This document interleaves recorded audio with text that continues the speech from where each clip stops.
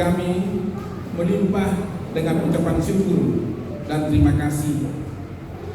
Siang hari yang indah ini Engkau izinkan kami peparang Polsek mengatasi Tababang, Borubere, Pemere yang ada di Kabupaten Subang dan sekitarnya bersatu hati berdoa memohon belas kasihan Tuhan di tempat ini. Kami telah menaikkan pujian kami kepada Allah yang hidup. Kiranya pujian kami menjadi dupa yang berbau harum di hadapan-Mu.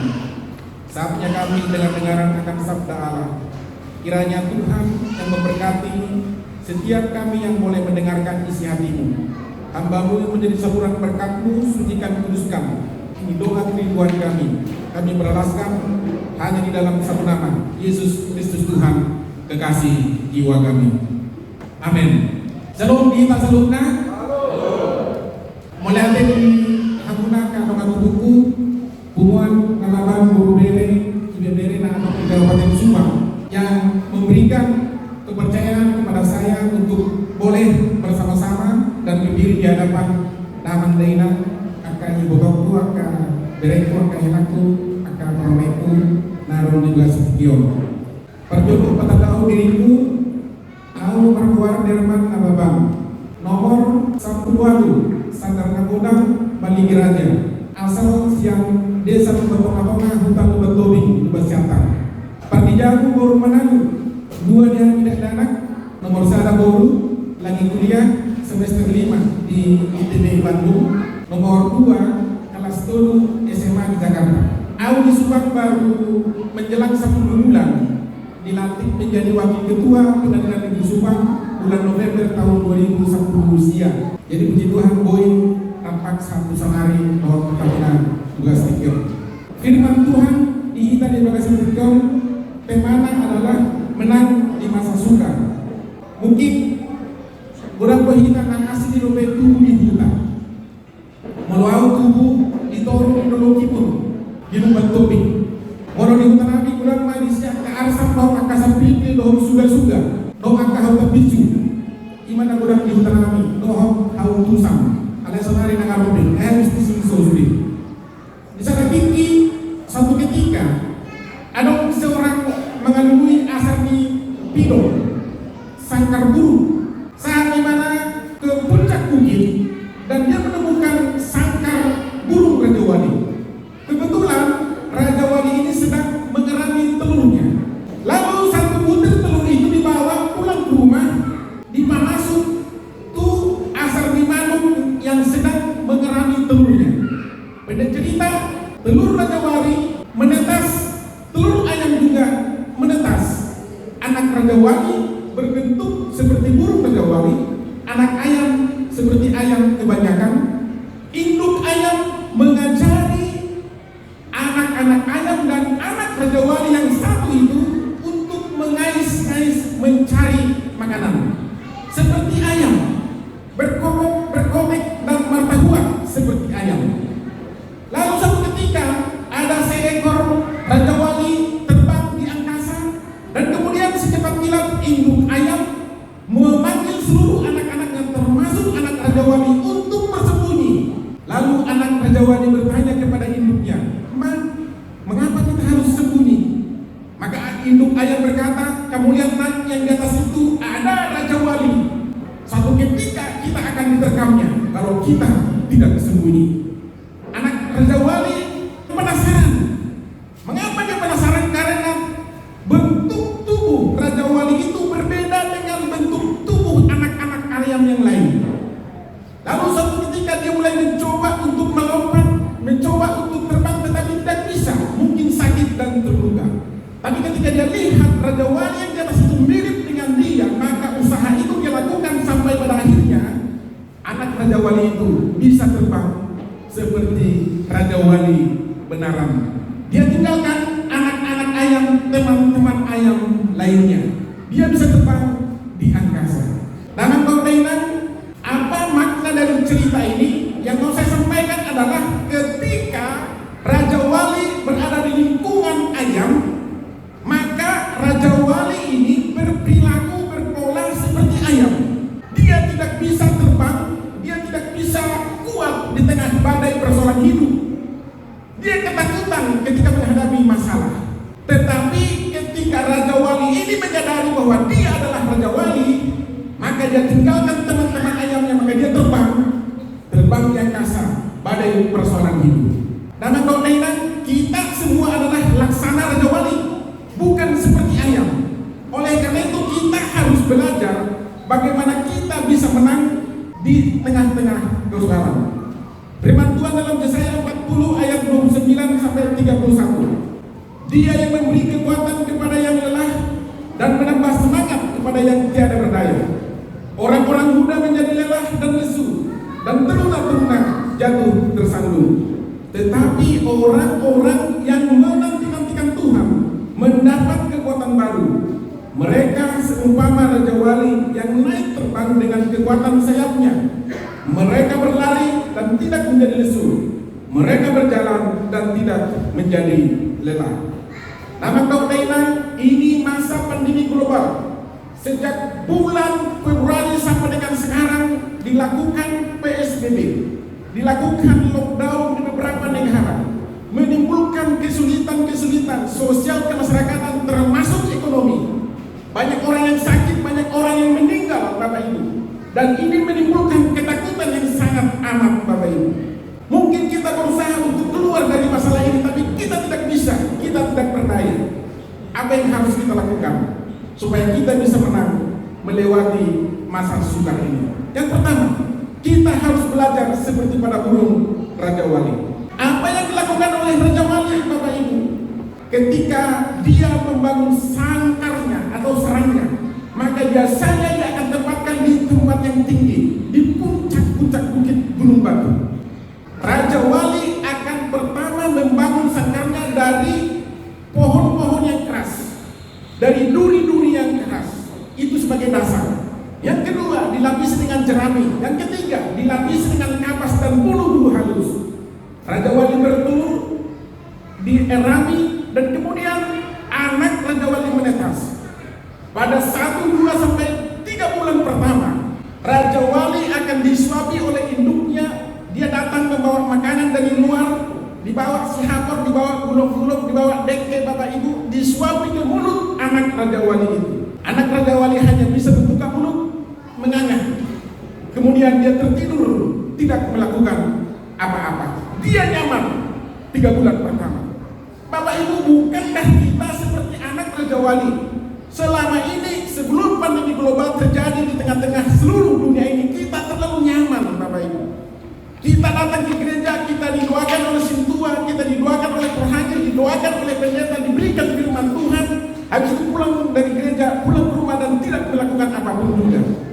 Justru sebaliknya, dia melakukan hal-hal yang melukai hati Tuhan. Bapak Ibu, mungkin selama ini kita terpesona, Bapak Ibu, kita mendapatkan banyak hal dari Tuhan, berkat-berkat yang luar biasa daripada Tuhan, tetapi kita tidak mempergunakan itu untuk menjadi berkat bagi orang lain.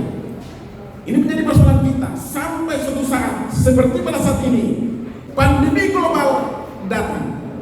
Bapak Ibu, setelah 3 bulan maka induk Raja Wali akan terbang menabrak sangkarnya. Maka pertama baru dia cabuti bulu-bulu halus, dia cabuti kapas-kapas, dan kemudian dia cabuti jerami. Maka tinggallah Bapak Ibu kayu-kayu yang keras yang berduri. Maka anak Raja Wali tidak pernah nyaman tinggal di sangkarnya. Mengapa tidak nyaman? Karena dia kesakitan, Bapak Ibu. Hal yang sama dengan kita. Pandemi global ini, Bapak Ibu, Tuhan jadikan ini untuk memporak-porandakan sangkar kita, zona nyaman kita. Kita tidak bisa nyaman, Bapak Ibu. Seperti misalnya kadang ada banyak orang ketakutan. Apalagi ada duri yang menusuk ekonomi kita. Kita sulit, Bapak Ibu, untuk mencari makanan, untuk mencari nafkah. Ada duri yang terjadi dalam kesehatan kita atau keluarga kita atau keuangan kita secara global. Bangsa-bangsa dan negara-negara di seluruh dunia hari-hari ini, Bapak Ibu, memasuki masa resesi yang sangat krisis, Bapak Ibu. Ini cara Tuhan untuk memperandakan sangkar kita, Bapak Ibu. Goncangan yang dikerjakan oleh induk Raja Wali, Tuhan kerjakan juga untuk menggoncang kita, menggoncangkan sangkar anak-anaknya. Apa maksud dan tujuan daripada Raja Wali itu, Bapak Ibu, menggoncangkan sangkar anak-anaknya? Ketika anaknya tidak nyaman lagi di sangkarnya, maka dia akan mengambil anaknya untuk terbang di bawah tinggi dan kemudian dilepaskan. Dia belum bisa terbang. Lalu Bapak Ibu, anaknya berusaha untuk terbang tidak bisa dan hampir terjatuh ke tanah atau ke bebatuan. Tetapi induknya dengan segera mengangkat anak Raja Wali di bawah terbang lagi. Kemudian dilepaskan, tidak bisa. Kemudian hampir terjatuh, diangkat lagi Bapak Ibu. Anaknya kesakitan. Bahkan sebenarnya jujur induknya juga merasa kasihan melihat anak-anaknya, karena anaknya itu terlalu berat untuk dilatih seperti itu, terlalu keras Bapak Ibu. Tapi hanya ada satu pilihan bagi induk Raja Wali, dia harus memporak-porandakan sangkar anak-anaknya supaya anak-anaknya kuat bisa terbang di badai bersorak ini. Demikian kehidupan kita Bapak Ibu. Hari-hari ini ketika kita mengalami kesulitan-kesulitan yang sangat dahsyat ini Bapak Ibu, ini maksud dan cara Tuhan untuk membuat kita semakin kuat, semakin gagah terbang atas persoalan kehidupan kita. Kemudian apa yang dilakukan oleh Raja Wali yang kedua? Beda Raja Wali, kalau burung kebanyakan terbang mengepak-ngepakkan sayapnya dengan kekuatannya sendiri. Tetapi Raja Wali Bapak Ibu, dia hanya membuka sayapnya, maka angin akan mendorong tubuhnya untuk bisa terbang melayani layang. Firman Tuhan di dalam Habakuk 2 ayat 1. Aku mau berdiri di tempat pengintaian dan berdiri tegak di menara. Aku mau meninjau dan menantikan apa yang difirmankannya kepadaku dan apa yang akan dijawabnya atas pengaduanku. Raja Wali suka berada di tempat yang tinggi. Menara pengintaian berbicara tentang doa. Apa yang menjadi kekuatan kita hanya satu doa. Kita naik ke menara doa Bapak Ibu. Menara pengintaian seperti disampaikan oleh Habakuk ini, meninjau, menantikan apa yang akan disampaikan Tuhan kepada kita. Lewat persoalan ini Tuhan berbicara banyak hal kepada kita. Bukankah pertanyaan pembunuhan atau peperangan merusak mengatasi Nahban Borobere pada tanggal 13 Oktober tahun 1955 yang diprakarsai oleh Sintua Theophilus Nababan atau si jabu-jabu di Siborong-borong. Apa latar belakang sehingga doa ini dibuat? Mereka menyadari keturunan Nababan Borobere di seluruh dunia tidak ada yang berhasil. Ketika ada mulai bertunas Bapak Ibu, maka tunas itu layu sebelum berkembang. Ketika ada mulai naik Bapak Ibu, layu sebelum berkembang. Dan mereka juga menyadari bahwa nenek moyang mereka dahulu adalah penyembah-penyembah berhala. Nenek moyang mereka atau pendahulu mereka suka bertikai antara satu dengan yang lain. Maka ada istilah Nababan Lolok dan Nababan Turuan. Maka melalui peristiwa ini mereka sadar, mereka naik ke tempat yang tinggi, ke gunung yang tinggi, Gunung Kudus Tuhan. Merendahkan hati, berdoa, mohon belas kasihan Tuhan, supaya Tuhan mengampuni dosa nenek moyang, supaya Tuhan mengampuni dosa-dosa kita, supaya Tuhan memberkati generasi-generasi kita hari ini dan generasi-generasi yang akan datang, supaya Tuhan memberkati usaha dan ekonomi kita. Bapak Ibu, lewat peristiwa yang terjadi, Bapak Ibu lihat bagaimana tangan Tuhan yang penuh kuasa memberkati generasi dan bangsa sampai dengan hari ini Bapak Ibu. Bapak Ibu, Raja Wali melayang dengan kekuatan sayapnya, dengan kekuatan angin, bukan dengan kekuatannya sendiri. Kita juga bisa terbang atas persoalan kita, bukan dengan kekuatan kita, tetapi ada Roh Kudus yang memberikan kekuatan. Todi Porbadia, mengalehon gogo, mengalehon penghiburan kepada setiap kita atas masalah kita. Kita harus percaya dan bersandar sepenuhnya kepada Tuhan. Amsal 3 ayat 5-6 berkata, percayalah kepada Tuhan dengan segenap hatimu dan janganlah bersandar kepada pengertianmu sendiri. Akulah Dia dalam segala lakumu, maka Ia akan meluruskan jalanmu. Kekuatan kita terbatas. Apa yang bisa dilakukan pada masa-masa sukar ini tidak ada Bapak Ibu. Apakah pemerintah sanggup? Tidak bisa. Apakah negara maju sanggup? Tidak bisa. Hanya ada satu, bersandar sepenuhnya kepada Tuhan. Akuilah Dia dengan segala tingkah lakumu. Sekali lagi saya mau katakan, angin dan badai berbicara tentang persoalan dan kesulitan hidup. Tetapi ketika kita sepenuhnya percaya kepada Tuhan, maka Dia akan memberikan kekuatan kepada kita. Saudara, biasanya melakukan apa-apa persoalan bukan hanya datang dari internal, dari eksternal, tapi juga dari internal. Antara suami dan istri, olo dosibata inata do anata berbedai di jauh, molo berbedai doa mata, maka si suami harus berpikir seperti angin dan istrinya adalah seperti layang-layang. Apa yang mau saya sampaikan? Istrimu adalah layang-layang. Kamu adalah angin, hai pria. Akalaiku, amat guruku. Supaya inata bisa terbang melayang, maka embusilah dia dengan angin kasih sayang. Maka dia akan melayang-layang. Bapak Ibu, supaya membuktikan perempuan ngomong minimal 21.000 suku kata dalam satu hari. 21.000 itu bisa menciptakan sebuah novel. Mulu bawa paling 7.000. Alai mulu buru-buru 21.000 maka raya. Artinya budak hatan. Laki-laki yang siap terbang seperti burung berdawali harus siap sedia mendengarkan istrinya celoteh sepanjang hari. Ketika berkatai nanti mulai bisa kantor, kata nama cerita yang dijawab. Sebelum orang terus cerita, Bapak Ibu, itu aja 5.000, 10.000, 15.000, 20.000, 21.000. Dengarkan saja dia.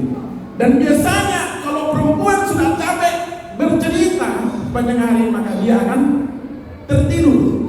Meluduk bodoh gimana? Buat minyak kenapa? Mana minyak telon? Baik bantu dunai, semprot dunai. Baru tanya ke bagaimana? Alia Tuhan, semulainya sebut satu sedario, kubur minum, ina takut nama kata ibu sedaribu, suku kata. Habis waktu kutulujung belum begini gimana?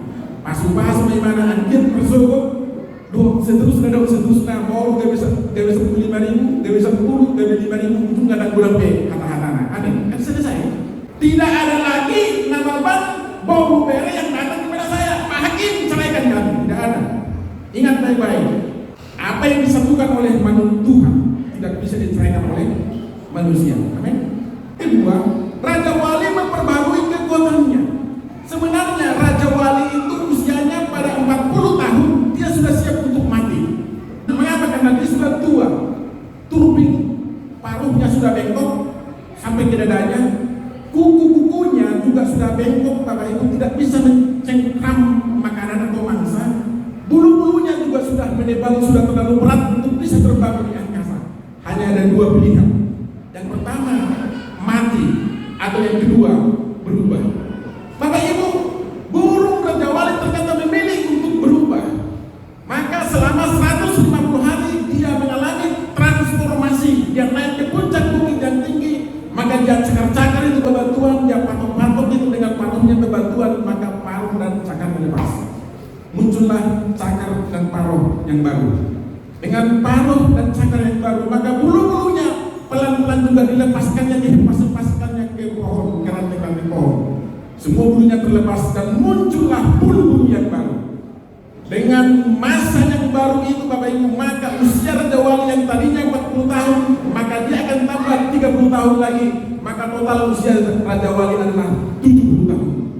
Sama dengan usia manusia. Mengapa bisa terjadi seperti itu? Karena burung Raja Wali dia tidak nyaman dengan kekuatannya sendiri, Bapak Ibu. Dia akan berusaha keluar dan berusaha berubah. Mazmur 135, dia yang memuaskan hasratmu dengan kebaikan, sehingga masa mudamu menjadi baru seperti pada burung Raja Wali. Pemazmur mengetahui bahwa Raja Wali pada zaman dahulu pun telah diperbaharui kekuatannya. Bapak Ibu, kita semua sudah tua. Cakar kita sudah tua untuk mencari makanan, apalagi masa kesulitan ini. Paruh kita juga sudah capek, Bapak Ibu, tidak kuat lagi untuk berbicara, untuk mencari makanan. Bulu-bulu kita juga tidak kuat lagi untuk terbang, untuk melintas persoalan hidup. Hanya ada satu pilihan, mati atau berubah. Pilihlah berubah seperti burung Raja Wali. Alamilah transformasi, nantikanlah Tuhan. Martin Luther King, Bapak Ibu, dari Amerika Serikat, seorang pembaharu kulit hitam. Pada waktu itu terjadi rasialis yang sangat kental di Amerika. Dia berkata seperti ini, kalau Anda tidak bisa terbang, maka berlarilah. Jika Anda tidak bisa berlari, maka berjalanlah. Jika Anda tidak bisa berjalan, maka merangkaklah. Tetapi apapun yang Anda lakukan, lakukanlah untuk bergerak, untuk maju, bukan berada dalam kondisi seperti ini. Hitung kekuatanmu berapa hari ini? Apakah 5 tahun yang akan datang masih sama atau justru berkurang? Kalau masih sama, maka kamu stagnan, kamu tidak berubah. Maka kamu harus memiliki visi dan misi ke depan. Hari ini omset saya sekian, maka 5 tahun ke depan maka saya akan naik ke puncak ini. Amin Bapak Ibu. Jangan mau terpesona, jangan mau puas tidur seperti anak Raja Wali. Anda harus keluar dari sangkar. Kemudian yang kedua Bapak Ibu, yang pertama tadi belajar dari guru Raja Wali, yang kedua menanti-nantikan Tuhan. Yeremia 17 ayat 7 dan 8. Diberkatilah orang yang mengandalkan Tuhan, yang menaruh harapannya kepada Tuhan. Ia akan seperti pohon yang ditanam di tepi aliran air, yang merambatkan akar-akarnya tepi batang air, dan yang tidak mengalami datangnya panas terik, yang daunnya tetap hijau, yang tidak khawatir dalam tahun kering, dan yang tidak berhenti menghasilkan buah. Saudara, berbahagialah orang yang menanti-nantikan Tuhan. Pada zaman perjanjian baru ada seorang Sakeus, kepala pemungut cukai, seorang pejabat tinggi Bapak Ibu, seorang kaya. Pemungut cukai dimusuhi oleh orang-orang Israel. Mengapa? Karena orang Roma menjajah Israel pada waktu itu. Mereka dijajah, maka cukai, pajak yang dipungut oleh Sakeus ini akan diberikan kepada kaisar di Roma. Maka orang-orang Israel tidak menyukai dia. Tapi suatu ketika Sakeus mengetahui Yesus lewat dari kota Jeriko, badannya pendek tidak bisa melihat Yesus karena ada orang kerumun yang banyak mengikuti Yesus. Maka Bapak Ibu, maka dia berpikir apa yang dia lakukan untuk bisa bertemu dan melihat Tuhan Yesus.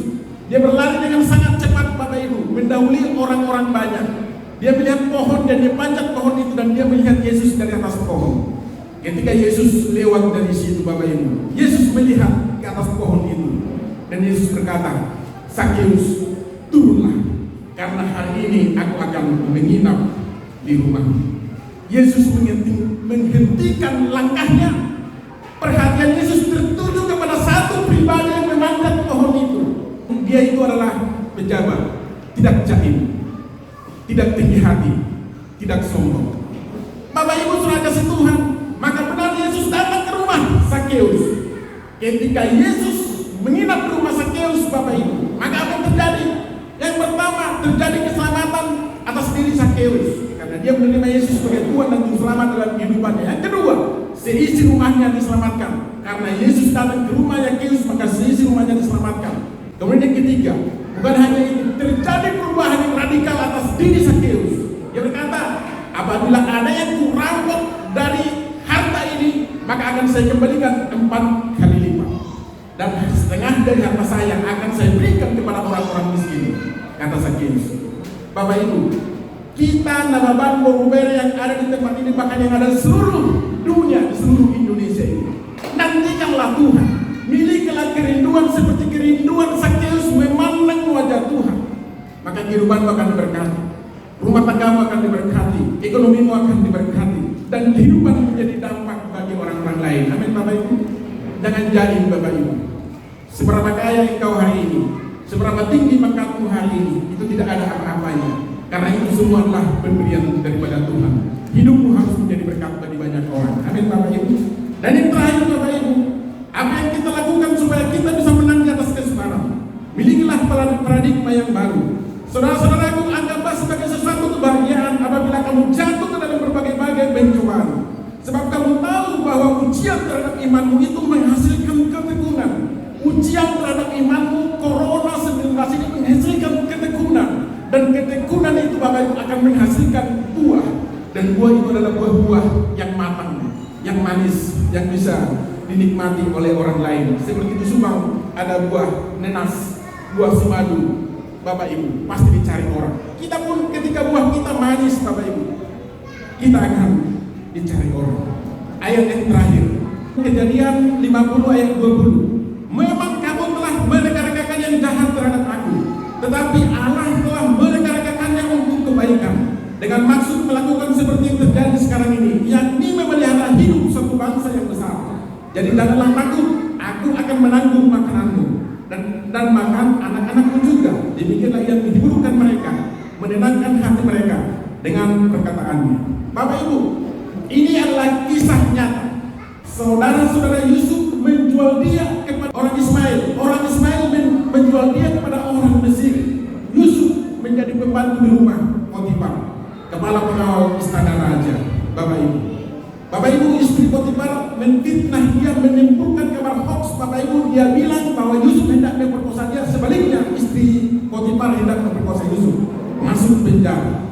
Di dalam penjara dia menjadi kesukaan kepala penjara. Juru minuman raja dan kepala juru roti raja bermimpi, lalu dia tafsirkan arti mimpi itu. Dan sebelum kepala juru minuman raja keluar, dia berkata, ingat akan aku ada di sini bukan atas kesalahan, tapi aku dititipkan. Tetapi setelah itu terjadi, dia keluar Bapak Ibu. Kedudukannya dipulihkan, dia melupakan Yusuf di dalam penjara. Suatu akhirnya Raja Firaun bermimpi dan teringatlah juru minuman raja kepada Yusuf yang masih ada di penjara atau di rumah terlupa. Panggil dia, ditafsirkan arti mimpi itu, dan benar Bapak Ibu. 7 tahun pertama masa kelaparan, 7 tahun kedua masa kekeringan, maka seluruh harta dikumpulkan di rumah perbendaharaan Bapak Ibu. Diangkatlah Yusuf menjadi perdana menteri. Saudara-saudara, Yusuf datang dari tanah Kanaan, termasuk Yakub dan ibunya. Bapak Ibu, mereka ditempatkan di tanah Gosen. Itulah kehebatan Yusuf. Dia tidak dendam kepada abang-abangnya yang telah menjual dia, yang telah memfitnah dia. Ditempatkan di tanah Gosen supaya mereka bisa beternak, Bapak Ibu. Lalu Yakub mati. Ketika Yakub mati, ayah mereka mati, maka seluruh saudara Yusuf ketakutan. Mereka berkata, Yusuf pasti balas dendam kepada kita. Kita pasti dibunuhnya karena kita telah melakukan yang salah kepada dia. Kita sampaikan kepada dia supaya kita semua menjadi pembantunya. Kita semua berada di bawah kekuasaannya. Bapak Ibu, ketika pesan ini sampai ke telinga Yusuf, Yusuf menangis. Dia berkata seperti ini, memang kamu telah merencanakan yang jahat terhadap aku, tapi Tuhan telah mengubahkannya menjadi kebaikan bagi saya, bagi kamu, bagi hidup satu bangsa yang besar. Aku akan menanggung makananmu, aku akan menanggung makan anak-anakmu. Yusuf memiliki paradigma yang baru, tidak berusaha balas dendam. Dia menggunakan undang-undang Nababan secara khusus, unang murasikam, unang murah mardadi, unang murah marbadai. Morotupe asing pengalahoni angin, asing pengalahoni kamu, asing pengalahoni anaknya orang tuamu, orang mudamu. Belajarlah dari Yusuf, memiliki paradigma yang baru. Mereka merencanakan yang jahat, Tuhan ubahkan akan menjadi kebaikan. Maka kehidupan orang Israel diberkati, kehidupan kita juga pasti diberkati. Amin Bapak Ibu. Saudara yang dikasih oleh Tuhan, mulu berbeda amanta dominat terjabu, mulu berbeda al dominanta. Saya selalu berpikir, apakah saya cocok untuk dia? Jangan dibalik, apakah dia cocok untuk saya? Kalau saya berpikir apakah saya cocok untuk dia, maka saya yang menyesuaikan supaya saya bisa berjalan bersama-sama dengan dia. Amin. Kalau hidup kamu ay cocok guru, anak cocok guru, dan tibek ko, dan model ko, sadap mo, kan itu berbeda ya. Tetapi kalau kita berpikir, cocok guru yang cocok, yang disebut, berarti saya yang harus berubah, bukan istri ataupun suami, tapi kita pribadi. Amin. Kita harus memiliki paradigma. Ya udah, dalam doktrin terakhir saya akan bersaksi Bapak Ibu. Ya, kebetulan ini saya baru menulis buku Terbanglah Raja Waliku. Di Aguna dalam doktrin mungkin sudah ada beberapa yang sudah dapat ini. Saya bawa ada 13 buku ini, dan mengapa 13 karena ini 13 Oktober. Ya. Buku ini nanti dijual biasanya 125.000, ini menjadi 100.000, tapi seluruh hasil penjualannya nanti masuk ke kas bendahara. Ya, proses dulu tangan lain. Ya, mudah-mudahan dialog tujuan publikasi. Ya.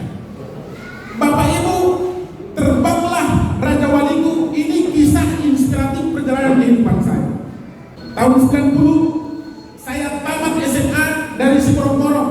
Kalau apa namanya tamat SMA Laut Jambi. Ya, Laut Kota Padang. Melamar UMPTN gedap talu, melamar tentara Balok 1 gedap talu.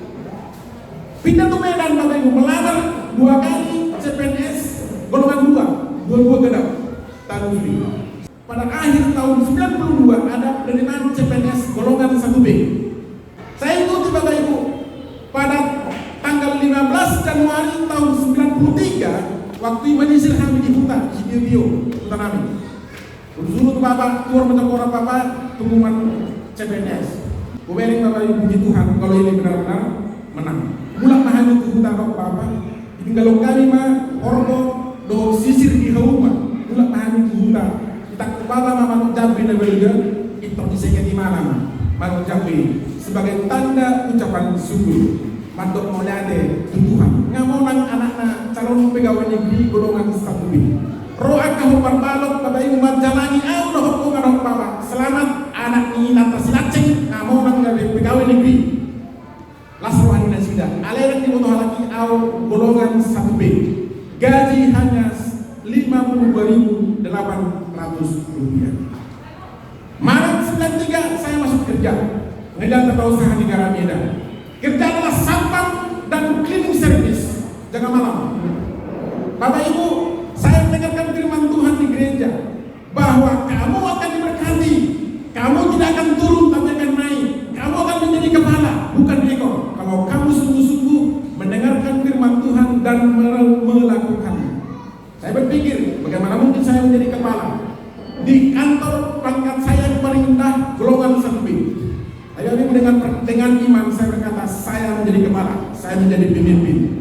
Naik sudako ke kantor, kemudian setelah jam 5 sampai jam 9 saya kuliah, maka saya jadi alumni Mahusor, mahasiswa hukum sore alias sekolah sore.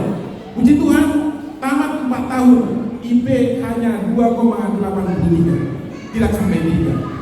Oktober 98 penerimaan calon hakim, kami berangkat ke Banda Aceh, waktu itu masih baru selesai DOM, daerah operasi militer. Dengan iman kami berangkat. Puji Tuhan menang, tes tertulis, berangkat ke Jakarta. Puji Tuhan Bapak Ibu, pada bulan Februari tahun 99 juga menang menjadi calon hakim. Bapak Ibu sekasih Tuhan, saya diangkat menjadi hakim, calon hakim tahun 2000. Saya menikah Bapak Ibu tahun 2000, menikah di Medan dengan Boru Simarena. Tempatkan hakim di Tarutung, di Simpuan ke Tarutung, pindah ke Jepara. Persoalan datang Bapak Ibu. Masalahnya apa? Istri saya divonis dokter kanker payudara stadium 3. Bapak Ibu, apa yang terjadi ketika kita melakukan perawatan kepada seperti ini? Puji Tuhan, ini apa rasanya saya salut dengan dia. Ya, ini ada ahli guru saya melihat perkembangan yang sangat luar biasa, Bapak Ibu. Dia tahu lah kalau cerita tentang penanganan itu pasti tahu. Gak usah saya ceritakan, pasti dia sudah tahu. 2 tahun Bapak Ibu, kami di Jepara, rumah sakit di Karyadi Semarang, bolak-balik hampir setiap hari. Kemoterapi 6 kali Bapak Ibu, dioperasi, kemudian diradiasi lagi 25 kali. Kita pikir sudah selesai, ternyata pindah ke tulang belakang Bapak Ibu. Tahun berikutnya pindah, kemoterapi lagi 6 kali, radiasi lagi 25 kali. Habis itu pindah ke kepala. Bapak Ibu, rumah sakit Karyadi Semarang itu besar, angkat tangan. Mereka merujuk ke rumah sakit RSCM di Jakarta. Bapak Ibu, di Jakarta kami 1 bulan perawatan. Habis itu kami balik ke Jepang. Yang terjadi ketika otaknya diradiasi, maka dia sering halusinasi dan itulah yang membuat berat masalahnya Bapak Ibu. Bapak Ibu, kami pindah ke kota Medan hanya 2 tahun di Jepara karena sakit ini kami pindah ke kota Medan. Di Medan hanya 2 bulan, maka istri saya dipanggil oleh Tuhan. Yang ada di rumah sakit hanya saya, Tiffany dan Kevin. Kami berdoa bergandengan tangan dan kami menyerahkan nyawa istri saya ke tangan Tuhan.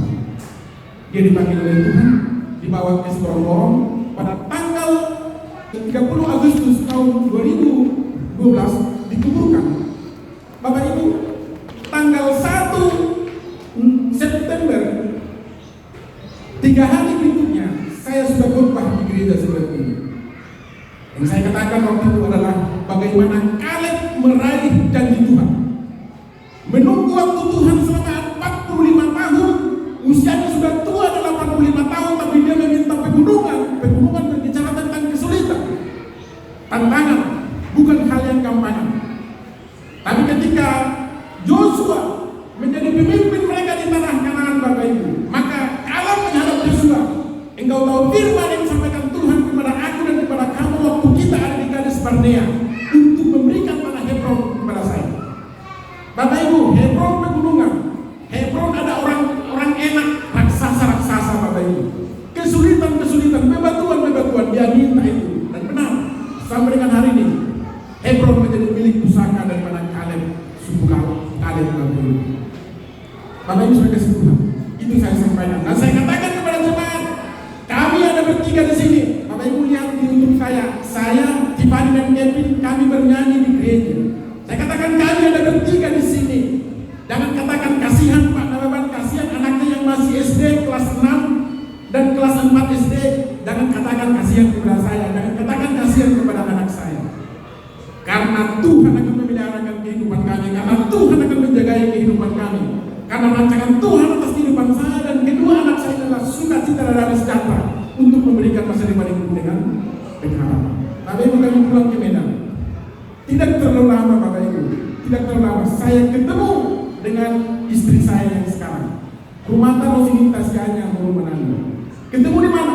Di ruang sidang. Mengapa di ruang sidang? Saya hakim di PN Pakam, dia jaksa di Kejaksaan Negeri Luwu Pakam.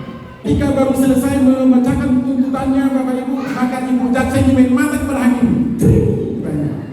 Bapak Ibu main mata ibu jaksa kepada hakim, maka saya suruh dia naik ke atas karena ada sesuatu yang salah atas perilaku ibu jaksa. Apa itu Pak? Naik ke atas. Saya tanya, kamu mau apa? Baru menanggung. Oh, baru menanggung. Hukum saya baru menanggung. Berarti kamu pribadi saya. Bapak Ibu, saya berusaha mendekati dia, yang diberikan kepada saya adalah makian. Saya dimaki. Mengapa? Dia bilang seperti ini. Jangan Bapak pikir aku perempuan sembarangan. Aku wanita baik-baik. Bapakku telah menyekolahkan aku. Jangan kamu lempar masalahmu kepada saya, katanya. Karena saya duda dengan anak ini. Bapak Ibu, sikap Bapak Ibu kalau seperti bagaimana? Sikap saya seperti itu bagaimana? Saya baru berduka, saya ditantang seperti itu. Maka saya katakan, saya minta maaf kepada dia. Tapi dalam hati saya, tantangan itu akan saya ladeni. Maka benar, saya dekati dia walaupun prosesnya sulit, akhirnya dia jatuh cinta. Seperti pepatah mengatakan, dari mana datangnya lintah, dari sawah turun ke kali.